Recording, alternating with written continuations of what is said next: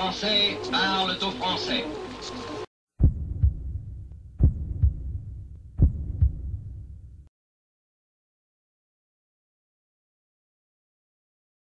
Le racisme de droite est très facilement identifiable.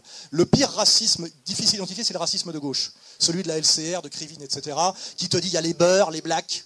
Quand Krivine disait qu'il faudrait qu'il y ait plus de beurre et de black en politique, quel mépris de mettre dans le même panier un Antillais, un Ashanti, un Bororo, un type qui vient de l'Afrique francophone, de l'Afrique germanophone, etc. C'est pas les mêmes. C'est comme si on disait, si demain on était dominé par le Maghreb, ce qui est possible si les catholiques ne se redressent pas, et que demain on ait un ministre musulman français qui dise il faudrait quand même donner un ministère aux blanchettes. Et dans les blanchettes, ils mettraient les Portugais, les Hollandais, les Allemands. Ça veut dire qu'on là, on serait vraiment des dominés, n'est-ce pas? On serait tous des blanchettes. Vous voyez? Et ben quand on dit un beurre, et ça, c'est le discours typique du trotskiste et qu'on met dedans aussi bien un Marocain qu'un Algérien, qu'un Tunisien ou qu'un même un Égyptien ou un Saoudien, c'est un preuve de mépris racial total. Voilà, c'est-à-dire, et il faut dénoncer en premier lieu, et ça, on en parlera demain, c'est quels sont les lieux où on est performant, où est-ce qu'on doit faire de la pédagogie, c'est sur le racisme de gauche, le fascisme de gauche, et notamment monsieur qui est catholique, ce gauchisme ignoble qui est très anticatholique, on doit le démystifier et on doit le doubler à gauche, c'est-à-dire de montrer que c'est eux les fachos, c'est eux les racistes, etc. Et que de dire, un type et leur premier truc, c'est normal qu'il soit délinquant, il est de banlieue. C'est normal qu'il fasse du rap,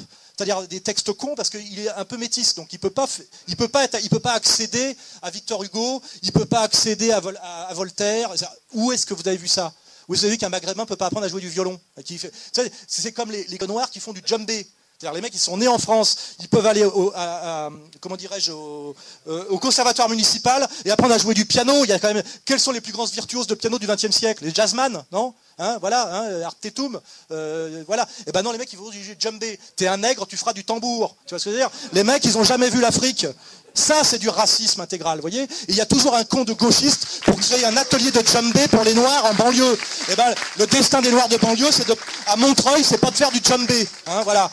On a quand même l'exemple du jazz, on a quand même des virtuoses d'instruments occidentaux qui sont le piano, le saxophone, la trompette. On a Miles Davis qui jouait Bach 8 heures par jour dans sa baignoire quand il avait 20 ans pour devenir un des plus grands musiciens du XXe siècle. Mais encore faut-il s'ouvrir au génie du jazz, par exemple.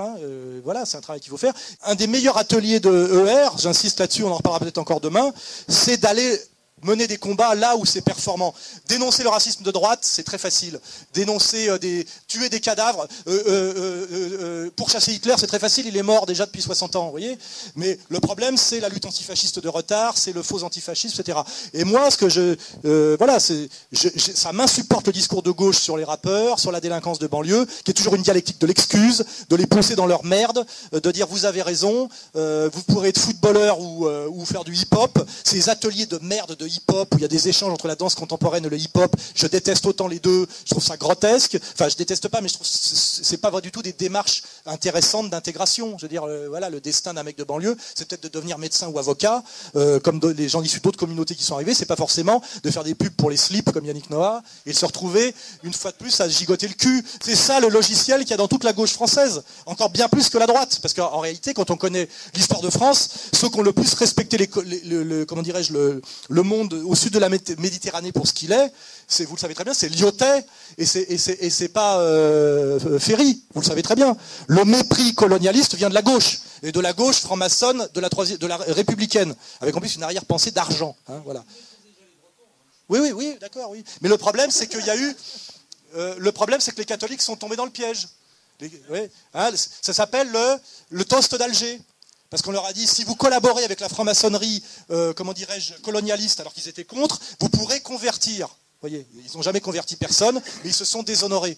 Et ce qui est terrible, c'est que c'est aujourd'hui la droite qui défend le passif colonial de la France, qui est une saloperie faite par la gauche. Et la gauche est très habile pour toujours filer ses regatons pourris à la droite, qui se fait un plaisir de tous les encaisser. C'est-à-dire que la droite française historique était contre la colonisation, aujourd'hui c'est elle qui défend un passif qui a été fait entièrement par la gauche jusqu'à Mollet et Mitterrand.